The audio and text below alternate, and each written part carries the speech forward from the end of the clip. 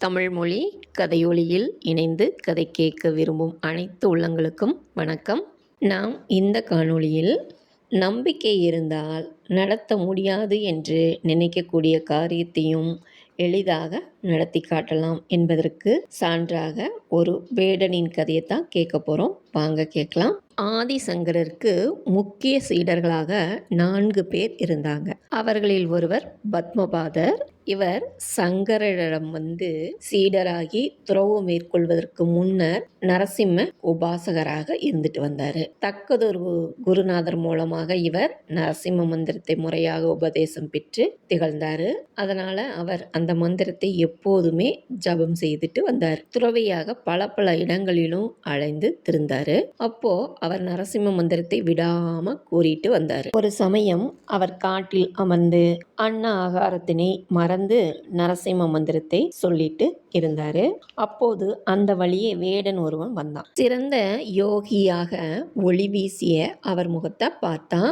அவர் ஏன் அந்த காட்டில் தன்னந்தனியாக அமர்ந்து கொண்டு எதையோ முணுமுணுக்க வேண்டும் அப்படின்னு அவனுக்கு புரியல. அவர் கண் திறந்தவுடன் அவரிடம் கேட்டான், சுவாமி, தாங்கள் யார்? ஏன் இந்த காட்டிற்கு வந்தீர்கள்? இங்கே என்ன செய்து கொண்டிருக்கிறீர்கள் அப்படின்னு கேட்டான். முனிவர் சிரிச்சாரு.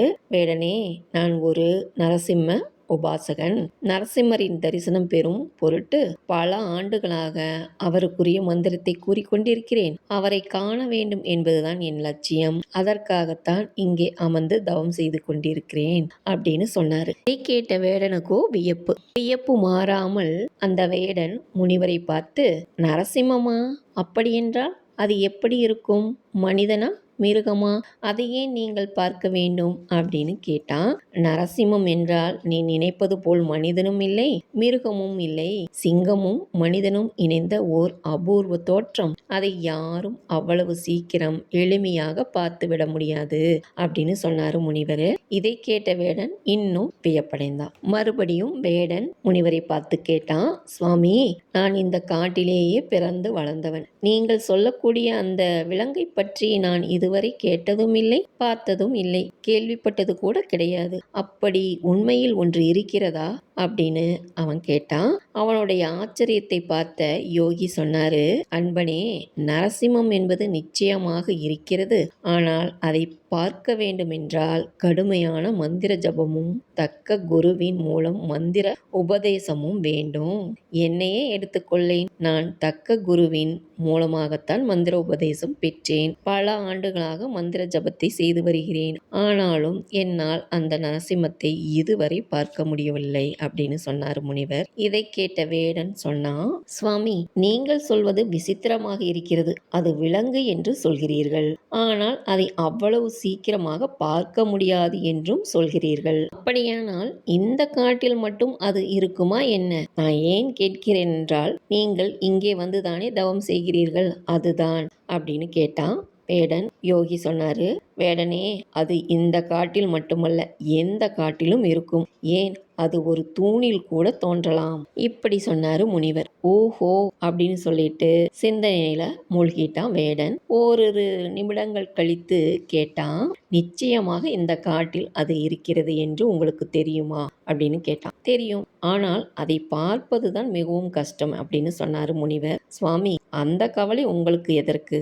நானோ வேடன். இந்த காட்டில் உள்ள மூளை முடுக்கெல்லாம் நான் அறிவேன். என் சிந்தனை என்னவென்றால், எனக்கும் இத்தனை வயதாகிவிட்டது, ஒரு நாள் கூட நான் அப்படிப்பட்ட விசித்திரமான விலங்கை கண்டதே இல்லை அப்படின்னு சொன்னான். அவன் சிரித்து கொண்டே நின்றுட்டு இருந்தான். யோகி யோசித்தாரு, இவனுக்கு நரசிம்மத்தின் அருமை பெருமை பற்றி எவ்வளவு சொன்னாலும் தெரியாது. இவனோ படிப்பறிவு இல்லாதவன். வேடன். இவனிடம் போய் நரசிம்மத்தை பற்றி விரிவாக எடுத்து சொல்லி பலனில்லை. அதுவும் தவிர இவன் கதை கேட்பது போல கேட்டுவிட்டு போய் விடுவான். அந்த நேரத்தில் நாம் மந்திர ஜபம் செய்யலாம் அப்படின்னு நினைச்சாரு. வேடன் இப்போது மீண்டும் பேசினான். சுவாமி, நான் தீர்மானித்து விட்டேன். நீங்கள் சொன்ன அந்த அதிசய விலங்கை பார்க்க வேண்டும் என்றுதானே நீங்கள் இங்கே வந்தீர்கள். நான் உங்களுக்கு உதவுகிறேன். நீங்கள் அதை நிச்சயமாக பார்க்க முடியும் அப்படின்னு சொன்னா. இந்த காட்டிற்குள்ளே அது எங்கிருந்தாலும் சரி, அதை பிடித்து கொண்டு வந்து உங்கள் முன்னால் கொண்டு வந்து நிறுத்துகிறேன் அப்படின்னு சொன்னான். முனிவர் இதை கேட்டு புன்னகை செய்தாரு.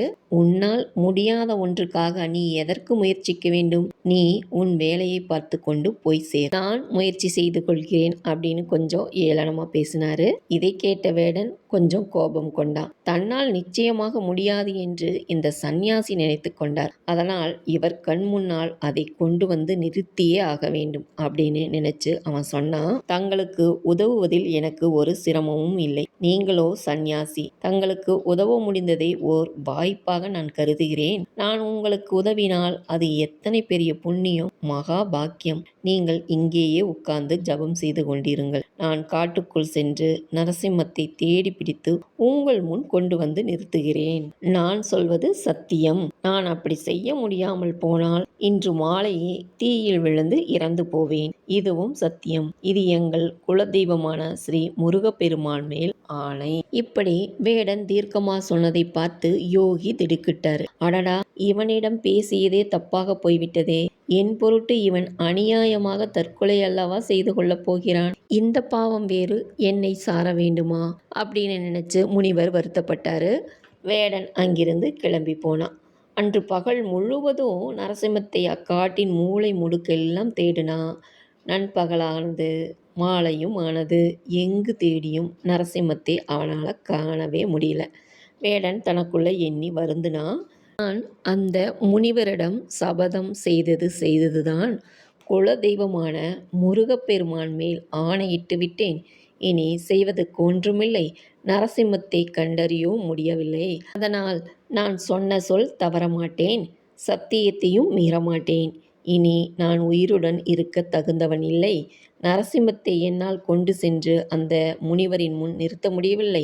இப்போதே நெருப்பை உண்டாக்கி அதில் என் உயிரை மாய்த்து கொள்கிறேன் என்று சொல்லிக்கொண்டே அங்கு கிடந்த காட்டு மரங்களையும் காய்ந்த இலைகளையும் சுள்ளிகளையும் இன்னும் பல பொருட்களையும் பெருங்குவியலாக குவித்து தீ மூட்டினான். பின்னர் தன் குலதெய்வமான ஸ்ரீ முருகப்பெருமானை தியானித்தான். பின் தீக்குள் பாய தயாரானான். அப்போது மிக அருகே சிங்கத்தின் உருமல் சத்தம் கேட்டது. திரும்பி பார்த்தான். யோகி சொன்ன அத்தனை அடையாளங்களுடன் அந்த விலங்கு நின்றிருந்தது. இதுதான் நரசிம்மமா? உடனே வேடன் அதன் அருகே வந்தான். மிக சரியான வேளையில் வந்துவிட்டாய் நரசிம்மமே. இப்போதாவது என்னிடம் வந்து நீயாகவே அகப்பட்டாயே, நல்லது. அந்த முனிவர் காத்திருப்பார். வா வா போகலாம் அப்படின்னு சொன்னபடியே காட்டு கொடிகளினால் நரசிம்மத்தை இறுக்கமாக கட்டி வேடன் முனிவர் முன் இழுத்துச் சென்றான். சுவாமி, இதோ நீங்கள் கேட்ட நரசிம்மம். என் குலதெய்வம் முருகப்பெருமான் கடைசி நிமிடத்தில் என்னை கைவிடாமல் காப்பாற்றிவிட்டார் அப்படின்னு சொன்னான் வேடன். முனிவருக்கு ஒன்றுமே புலப்படவில்லை. அவர் கண்களுக்கு நரசிம்மம் எதுவும் தென்படவில்லை. நீ என்ன ஏதேதோ உளறுகிறாய்? எங்கே நரசிம்மம்?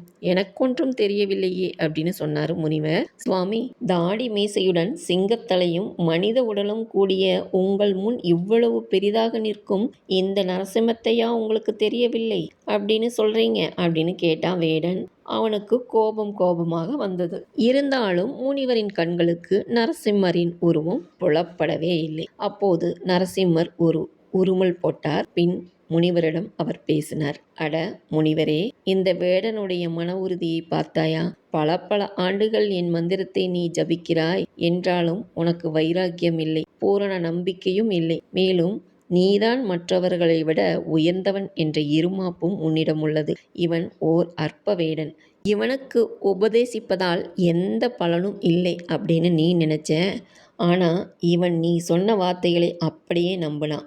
தன்னுடைய குலதெய்வத்தை மேலும் அசைக்க முடியாத நம்பிக்கை கொண்டவன் ஆனான். வைராக்கியத்தோட என்னை பிடித்தே தீர்வது என்று முயற்சி செய்தான். செய்த சத்தியத்துக்காக தன்னுடைய உயிரை விடவும் துணிந்து விட்டான். என்னுடைய தரிசனம் கூட அவனது குலதெய்வத்தால் உண்டான அருளே அப்படின்னு பக்குவப்பட்ட மனத்தை கொண்டிருக்கிறான். அதனால்தான் என்னுடைய உருவம் இவனுக்கு தெரிகிறது. நானும் அவனுக்கு கட்டுப்பட நேர்ந்தது. இப்பிறவியில் என் குரலை மட்டும் நீ கேட்டாய். அடுத்த பிறவியில் தான் உனக்கு என் தரிசனம் கிட்டும். ஆனாலும் இந்த பிறவியில் நீ வேண்டும் போது ஒரே ஒரு தடவை உனக்கு உதவுவேன் அப்படின்னு சொல்லிட்டு மறைந்து போனாரு நரசிம்மர்.